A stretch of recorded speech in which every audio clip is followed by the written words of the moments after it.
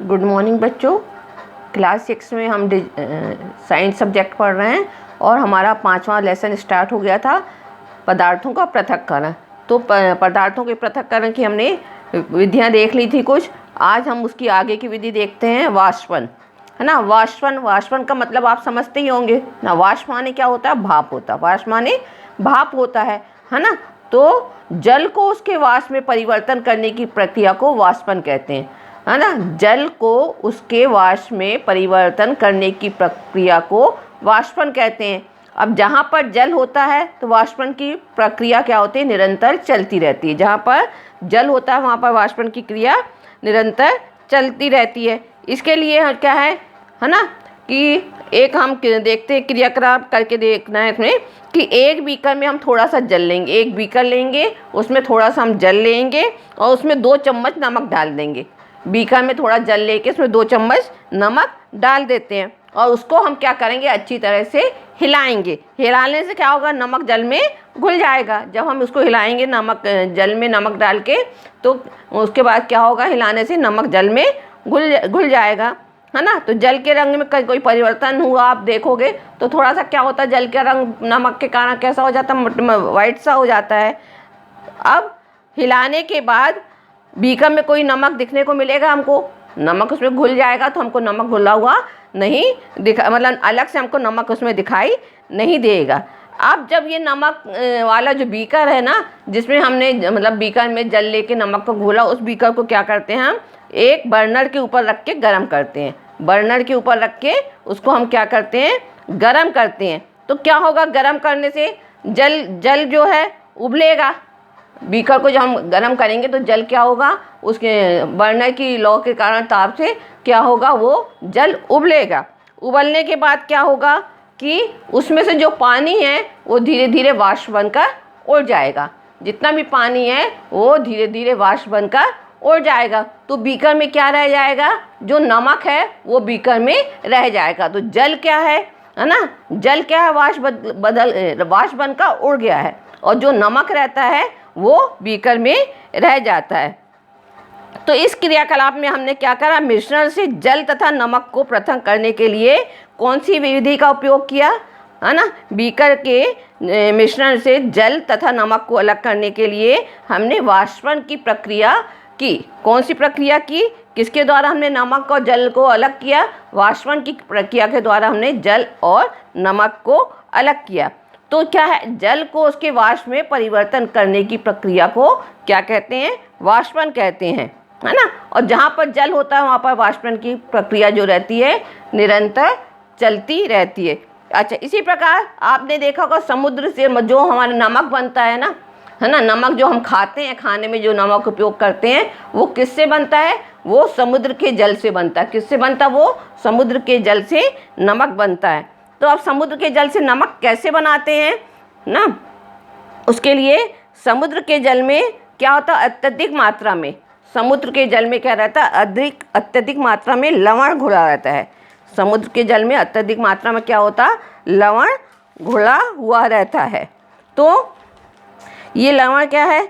मिश्रित रहता है। उसमें लवण में क्या होता है? ये लवणों में से एक, मतलब कई लवण घुले रहते हैं, तो उस लवणों में से एक नमक साधारण नमक है। एक नमक क्या है? साधारण नमक है। अब नमक कैसे बनता है? तो जब समुद्र के जल को बड़े बड़े उथले गड्ढों में, समुद्र का जो जल रहता है उसको बड़े बड़े उथले हुए गड्ढे में भर देकर छोड़ दिया जाता है। समुद्र के जल को बड़े बड़े गड्ढे जो उथले हुए रहते हैं उसमें भरकर उस जल को छोड़ दिया जाता है। तो क्या होता है? सूर्य की प्रकाश की गर्मी से क्या होता है? जल गर्म होकर क्या होगा? गर्म होके, है ना। गर्म होने के बाद क्या होगा? जल भाप बनेगा। तो क्या होगा? जल गर्म होकर वाष्पन द्वारा धीरे धीरे वाष्प में बदलने लगेगा। जो जल है, समुद्र का जल क्या है? सूर्य की गर्मी से वाष्पन की प्रक्रिया के द्वारा धीरे धीरे वाष्प बनकर उड़ता चला जाएगा, वाष्प में बदलने लगेगा। कुछ समय बाद जितना भी वो गड्ढे में जल भरा हुआ है वो वाष्पित हो जाता है ना, और ठोस लवण नीचे रह जाते हैं। समुद्र का जल है, सूर्य के प्रकाश की गर्मी से धीरे वाष्पन की प्रक्रिया के द्वारा वाष्प बनकर उड़ जाता है। कुछ समय के बाद क्या होता है, पूरा जल वाष्प बन के उड़ जाता है और गड्ढे में क्या रह जाता है, कुछ ठोस लवण बच जाते हैं। तो ये लवण क्या होते हैं, जो ठोस लवण हैं वो किसके होते हैं, वो नमक के होते हैं। तो अब इस लवणों के मिश्रण को बाद में, क्योंकि यह अशुद्ध रहता है, तो इस लवण के मिश्रण को बाद में शोधन करके साधारण नमक प्राप्त किया जाता है। मशीनों के द्वारा उसका शुद्धिकरण किया जाता है और उससे साधारण नमक प्राप्त किया जाता है। ठीक है, तो अब क्या है, ये आपने देखना कि वाष्पन के द्वारा कैसे बनता है ना, वाष्पन के द्वारा नमक कैसे बनता है, समुद्र के जल का वाष्पन के द्वारा कैसे समुद्र के जल से नमक बनाते हैं। अब क्या दूसरा, संघनन। दूसरा क्या है, संघनन। संघनन क्या है, जल वाष्प में उसकी द्रव अवस्था में परिवर्तित होने की प्रक्रिया को संघनन कहते हैं।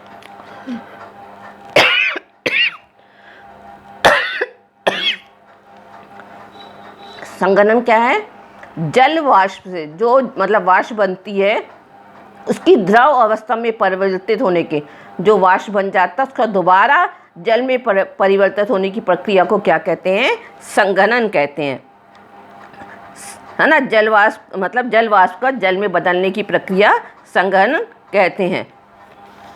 अब किसी भी घुलनशील पदार्थ है ना, तो उसको जल से अलग करने के लिए वाष्पन और संघनन दोनों विधि का प्रयोग किया जाता है। अब जैसे संघनन की विधि के लिए कैसे कि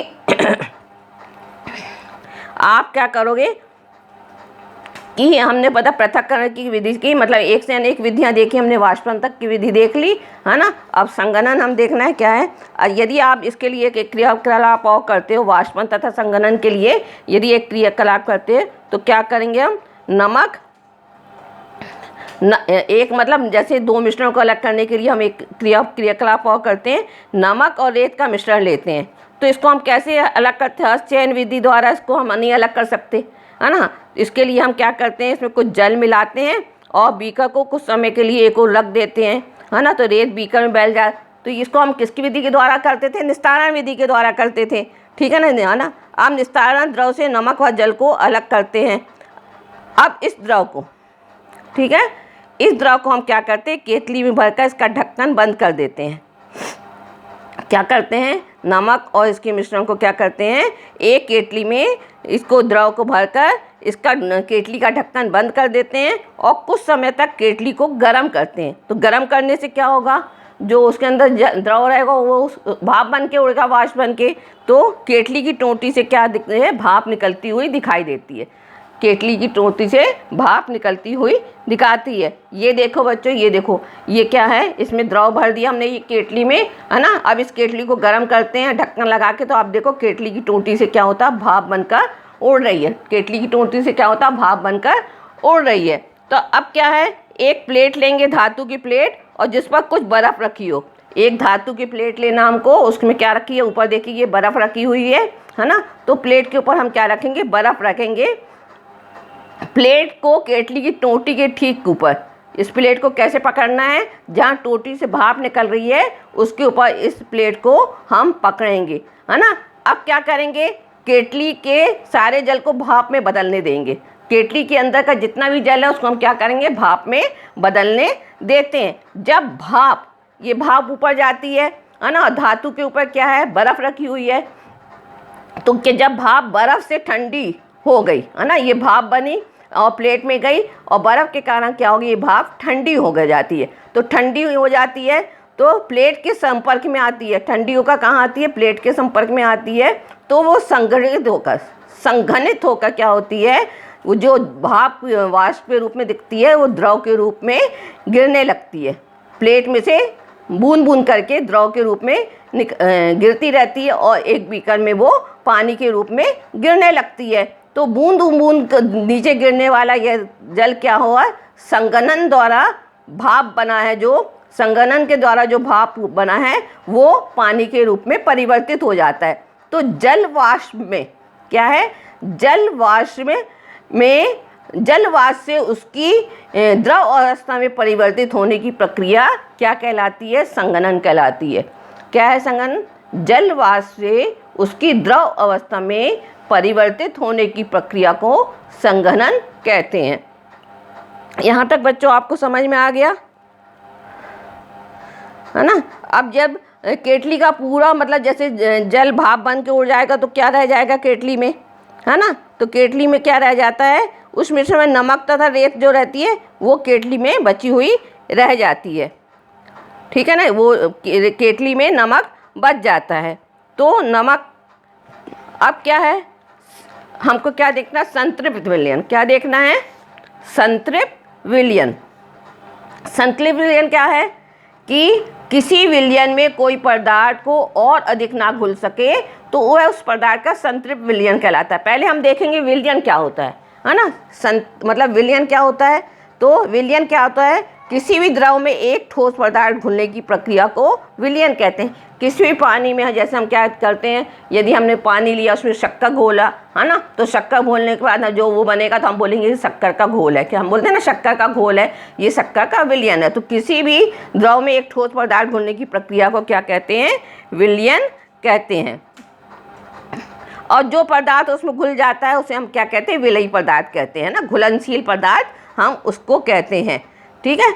अब संतृप्त विलयन क्या है, किसी विलयन में कोई पदार्थ और अधिक ना घुल सके वह उस पदार्थ का संतृप्त विलयन कहलाता है।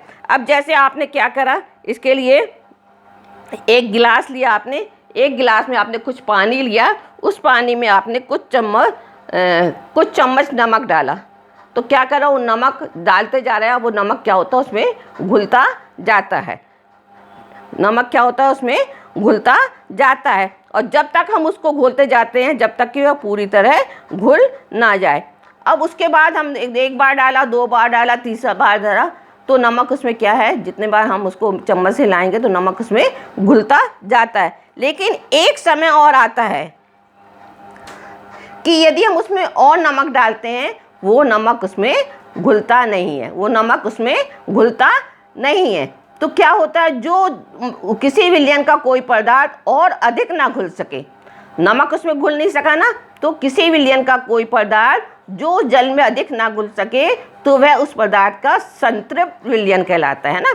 अब जैसे संतृप्त, जैसे हम बोलते हैं हमने भोजन खा लिया, हम तृप्त हो गए हैं, है ना, और अधिक हमसे भोजन नहीं खाया जाएगा। तो उसी प्रकार क्या है, यदि किसी द्रव में कुछ ठोस पदार्थ को हम घोलते हैं तो पहले वो घुलता जाता है और एक समय और ऐसा आता है कि वह पदार्थ उसमें घुलता नहीं है, तो वो कौन सा विलयन कहलाता है, संतृप्त विलयन कहलाता है। जल या कोई द्रव पदार्थों की अलग अलग मात्राएं घोलता है ना। जल या कोई भी द्रव होगा वो पदार्थों की अलग अलग मात्राओं को घोलता है। अब क्या होता है, कभी कि जैसे अब इस नमक का घोल है, यदि हम इसको गर्म करते हैं, है ना, तो गर्म करने के बाद इसमें हम थोड़ा सा नमक और इसमें घुल सकता है, थोड़ा नमक उसमें और घुल सकता है। तो किसी द्रव को गर्म करने पर उसमें किसी विलयी पदार्थ की और अधिक मात्रा घोली जा सकती है। जो संतृप्त विलयन है जब नहीं घुलता, यदि हम उसको गर्म करते हैं तो उसमें विलय पदार्थ की और अधिक मात्रा घोली जा सकती है। तो ये क्या हो गया, संतृप्त विलयन हो गया। अब असंतृप्त विलयन है ना, तो किसी निश्चित ताप पर बना वह विलयन जिसमें विलय की और मात्रा घुलाई जा सके। संतृप्त विलयन क्या है, जिसमें और पदार्थ ना घुल सके, लेकिन किसी निश्चित ताप पर बना वह विलयन जिसमें विलय की और मात्रा घुलाई जा सके वो क्या कहलाता है, असंतृप्त विलयन कहलाता है। तो बच्चों हमने आज यहाँ पे पृथक्करण की विधियाँ देखी हैं, है ना, कि कौन कौन सी विधि देखी है पृथक्करण की। हस्तचयन देखा हमने, निष्पापन देखा, चालन देखा, अवसादन देखा, निस्तारण तथा निश्चयन में से, है ना, हमने ये पृथक्करण की विधियाँ हैं। आज हमारा ये लेसन यहाँ पे आप समाप्त हो गया है। इसकी एक्सरसाइज मैं आपको फिर करवाऊँगी।